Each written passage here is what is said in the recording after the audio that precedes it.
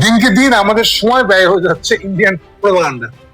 Tarique India যাচ্ছে, আরেকটা propaganda শুরু হচ্ছে। মোদি এমন টাকা টেকছে, হাসিনার সামনে এমন ইজ্জত গেছে তার, এমন গেলে ইজ্জতের কাপড়টা খুলে নেওয়া। তাইলে মোদি একেবারে ন্যাংটা, ন্যাংটা বলতে সুতাও থাকবে না তার শরীরে, এরকম এই অবস্থা, এই ভয়ে আছে সে। এর মুখোমুখি সে কেন?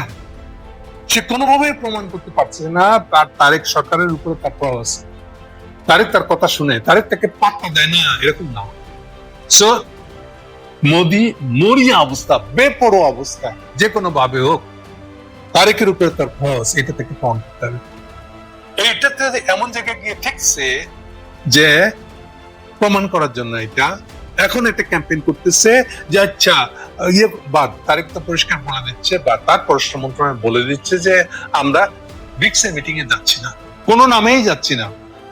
এবার নয়া গান ধরছে একটা, আচ্ছা ঠিক আছে যাচ্ছে না, ব্রিক্সের মিটিং হবে আগামী মাসের 15 তারিখের আশপাশে। তার আগে তো তাহলে একটা বাইলেটারাল আলোচনা করা যায়। এই যে বাইলেটারাল আলোচনা, তারেককে একবার ইন্ডিয়া নিয়ে যেতে পারলেই আবার মোদি চিৎকার চেঁচামেচি শুরু করে। দেখছো না বাংলাদেশের উপর আমার কত ক্ষমতা আছে, কত প্রভাব আছে।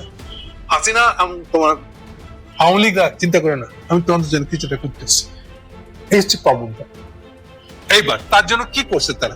আমার মনে হয় তাদের দুজনের মাঝে যাদের মাধ্যমে তারা কথা বলে নেয়, সম্ভবত ওখানে একটা রিকোয়েস্ট হচ্ছে, ভাই আমাদেরকে এইভাবে ন্যাংটা করিয়েন না, একটু আন্ডারওয়্যারটা রাখেন। অবশ্য খুলে গেছে জানি আমি, আচ্ছা আন্ডারওয়্যার না টাকাটা লেঙ্কি থাকুক। গতকালকে শামা মোবাইলকে দিয়ে একটা সাংবাদিক সম্মেলন করেছে। এই সাংবাদিক সম্মেলনটা দেখে আমার তাই মনে হচ্ছে, এই সাংবাদিক সম্মেলন নিয়ে সবচেয়ে ভালো রিপোর্টটা করছে আমার কাছে মনে হয়েছে। যতগুলো রিপোর্ট হয়েছে তার মধ্যে এখন টিভি আছে, তাদের একটা রিপোর্ট আছে, ওটা আমার কাছে বেটার মনে হয়েছে। হেডিং হলো প্রধানমন্ত্রী তারেক রহমানের ভারত সফরের সম্ভাবনা আছে। তাহলে গতকালকের এই প্রপাগান্ডার সার কথা হচ্ছে সম্ভাবনা। এটা হচ্ছে সম্ভাবনা রিপোর্ট। এটা এবার যদি বলিস তাহলে সবচেয়ে মজার ভাষ্য হবে সেটা। তাহলে ইন্ডিয়ানরা রিকোয়েস্ট করছে, ভাই আমাদের ইজ্জত খেলে নেন না, অন্তত নেংটিতে রাখেন। সম্ভাবনা বলে একটা রিপোর্ট, সম্ভাবনা বললে একটা সামাওয়াইকে দিয়ে একটা সাংবাদিক সম্মেলন করা যায়। ভাই মাপছে, আমরা পায়ে লাগি, এটুকু ইজ্জত রাখেন। এটা বললে যা হয় তাই অনুযায়ী সামাওয়াইকে দিয়ে একটা, এমনকি হুমায়ুন কবিরও আসে নাই, খলিল রহমানের তো প্রশ্নই আসে না, ইন্ডিয়ানরা তাতেই খুশি। হেডলাইন কি তাই? প্রধানমন্ত্রী তারেক রহমানের ভারত সফরে সম্ভাবনা আছে। সম্ভাবনা মানে কি? আমার একটা অঙ্কের মাস্টার ছিল আমি যখন ম্যাট্রিক পড়ি আর কি। কেউ যদি বলতে সম্ভাবনা আছে, বলতো সম্ভাবনা আছে মানে সম্ভাবনা নাই, হচ্ছিল ম্যাথে। সম্ভাবনা আছে মানে কি? ওটা তো হয় নাই, হয় নাই মানে ওটা না হওয়ার সম্ভাবনা আছে। তাহলে সম্ভাবনা মানে এটা হবেই না, সত্য না তো, ম্যাথামেটিক্যালি এই কথা সত্য না। ওই বুড়া মাস্টারটা অলওয়েজ বলতো সম্ভাবনা বললেই সে বলতো আচ্ছা বুঝছি, তার মানে সম্ভাবনা নাই। তার মানে সম্ভাবনাকে আমরা পজিটিভলি যেভাবে নেই, সম্ভাবনা শব্দটার ভিতরে ইকুয়ালি একটা নেগেটিভ ধারণা আছে, এটা পজিটিভ এবং নেগেটিভ। তাহলে ইন্ডিয়ানরা রাজি হয়েছে যে আমাদের পররাষ্ট্র মন্ত্রণালয়কে একটা সম্ভাবনা আমাকে খবর বলতে, তো সম্ভাবনা দিয়ে বলতে চাচ্ছে যে ভারত সফরের সম্ভাবনা আছে, এবং এতে ইন্ডিয়ানরা অন্তত এক পাশ কাটাই দিতে পারবে। আচ্ছা তারপর কি হয়েছে এরপরে দেখেন ইয়ে কি বলতেছে আমাদের সামাভাবে, পরের বাক্যটা ইন্টারেস্টিং। প্রধানমন্ত্রী নানা কাজে ব্যস্ত আছেন, তবে সফর নিয়ে বাংলাদেশ পজিটিভই আছে। এই যে দেখেন, এটা কি বুঝলেন আপনি? প্রথম কথা হলো প্রধানমন্ত্রী নানা কাজে ব্যস্ত আছেন মানে কিন্তু যাবো না আমরা, এটার অজুহাত দেখায় বলবো যে আমরা যাবো না। তারপর আবার বলতেছে সফর নিয়ে আমরা পজিটিভই আছি, মানে আবার হাত ছেড়েও দিল না আবার ধরলো, এটা অবস্থা। এর হচ্ছে সম্ভাবনাময় খবর। কিন্তু তারপরে বলতেছে ব্রিক্স সম্মেলন এখনো মাসখানেক দেরি, এর মধ্যে অনেক কিছুই হইতে পারে, মানে আমার সেই অঙ্কের মাস্টারের হিসাব অনুযায়ী নাও হইতে পারে, অনেক কিছু হতেও পারে মানে অনেক কিছু নাও হইতে পারে। এরপরে দেখেন কি করতেছে, সিঙ্গাপুরে ওয়েস্ট থেকে জ্বালানি তৈরির প্রজেক্ট পরিদর্শন করে এসেছি, প্রধানমন্ত্রী এসেছে। প্রধানমন্ত্রী এরপরে জাপান সফরে আছে, এটা অমুক জায়গায় তমুক জায়গায় সফরের ব্যাপার আছে। এটা কি হলো? এই বাক্যটা দিয়ে বুঝাতে চাইলো প্রধানমন্ত্রী ভীষণ ব্যস্ত, একটা জিনিস বুঝাইছে। আর একটা জিনিস বুঝাইছে প্রধানমন্ত্রী এত এত দেশ ঘুরছে, এর মধ্যে ইন্ডিয়া যাইতে পারে, যাইতে পারে মানে কি আবার সে একই কথা, নাও যাইতে হবে। তাহলে এটা হচ্ছে সম্ভাবনা রিপোর্ট একটা। ইন্ডিয়াকে খুশি ইজ্জত নেমটিটা যেমন থাকে, ভাই নেমটিটা খুলে নিয়ে না, এটা করতে যাচ্ছে। ওকে, প্রধানমন্ত্রীর সফর, আচ্ছা ওদিকে আর দ্বিতীয়বার যাওয়ার দরকার নেই। আচ্ছা পরের বাক্যটা খুব সিরিয়াস। জুলাইয়ের রক্তের দাগ এখনো শুকায় নাই। এইবার কিন্তু মোদির লড়ি চড়ে বসার কথা। এই বাক্যটা শুনলে পরে, জুলাইয়ের রক্তের দাগ এখনো শুকায় নাই, তুমি ইন্ডিয়া সাবধান। তবে দুই দেশের প্রধানমন্ত্রী একসঙ্গে বসলে অনেক কিছুরই সমাধান হতেও পারে। এই যে সম্ভাবনা, মরিপুর বলছে এটা, মানে নাও হইতে পারে।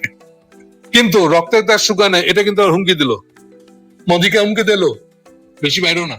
আমরা কিন্তু জুলাই রক্তের উপরে দাঁড়িয়ে থাকা সরকার, মানে হাসিনা পরবর্তী সরকার আমরা। তোমরা হাসিনা স্টাইলে আমাদেরকে ঠিক করতে আইসো না, সাবধান। পরের বাক্যটা আরো কঠিন কঠোর। ভারতের সঙ্গে আমাদের সম্পর্ক উন্নয়নের সুযোগ তৈরি আছে, কিন্তু ভারত এই সুযোগ কাজে লাগাবে কিনা তা তারাই ভেবে দেখবে। এটা কিন্তু একেবারে সম্ভাবনা না, এটা সম্ভাবনা না, এটা না করে দেওয়া আছে। মানে এটা আমাদের কিছু করার না, এটা আপনারা ঠিক করবেন।